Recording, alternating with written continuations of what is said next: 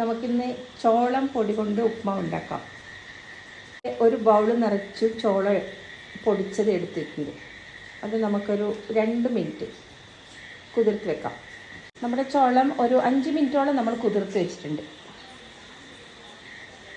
അതിലേക്ക് ഒരു 2 ടീസ്പൂണോളം വെളിച്ചെണ്ണ ഒഴിച്ചു കൊടുത്തിട്ടുണ്ട്. 1 സ്പൂൺ കടുകിട്ടു. ഇട്ടുമ്പോൾ തന്നെ 1 ടേബിൾ സ്പൂണോളം ഉഴുന്ന് പരിപ്പിട്ട് വെച്ചു. വറ്റൽ മുളക് മുറുക്കിയിട്ടു. ഉള്ളി ഇട്ടു. പച്ചമുളക്, ഉള്ളി, കറിവേപ്പില അരി വെച്ച് നന്നായിട്ട് ഇളക്കി കൊടുക്കണം.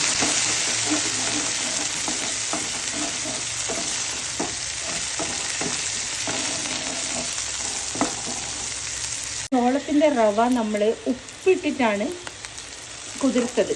അതുകൊണ്ട് ഒരല്പം ഉപ്പ് മാത്രം ഈ ഉള്ളിയൊക്കെ സവാളയൊക്കെ ഒന്ന് ഫ്രൈ ആവാൻ വേണ്ടിയിട്ടിട്ടുണ്ട്. പെട്ടെന്ന് മൊരിഞ്ഞോളൂല്ലോ.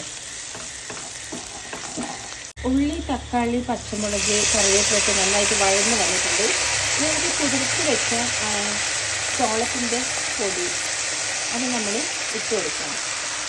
അപ്പോൾ ഒരു ബൗള് പൊടിയാണ് എടുത്തത്. അപ്പോൾ 2 ബൗള് വെള്ളം ഒഴിച്ചു കൊടുക്കുകയാണ്. കാരണം ചോളത്തിന് നല്ല വേവുണ്ട്. അതിന് നന്നായിട്ട് തിളച്ച് വേവട്ടെ. അടച്ച് വെക്കാം.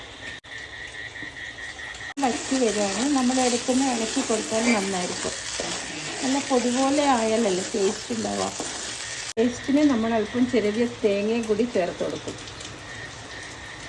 തേങ്ങ നന്നായി മിക്സ് ചെയ്തിട്ടുണ്ട്. നമ്മൾ ഒരു 2 മിനിറ്റ് കൂടി വെച്ചതിന് ശേഷം നമുക്ക് ഇറക്കി വെക്കാം. നമ്മുടെ ഉപ്മാവ് റെഡി ആയിട്ടുണ്ട്. നമുക്ക് ചൂടുള്ള ഇലയിൽ വിളമ്പി കഴിക്കാം. ഉപ്മാവ് റെഡി ആയിട്ടുണ്ട്. നമുക്ക് അല്പം ചൂടുള്ള ഇലയിൽ വിളമ്പി കഴിക്കാം.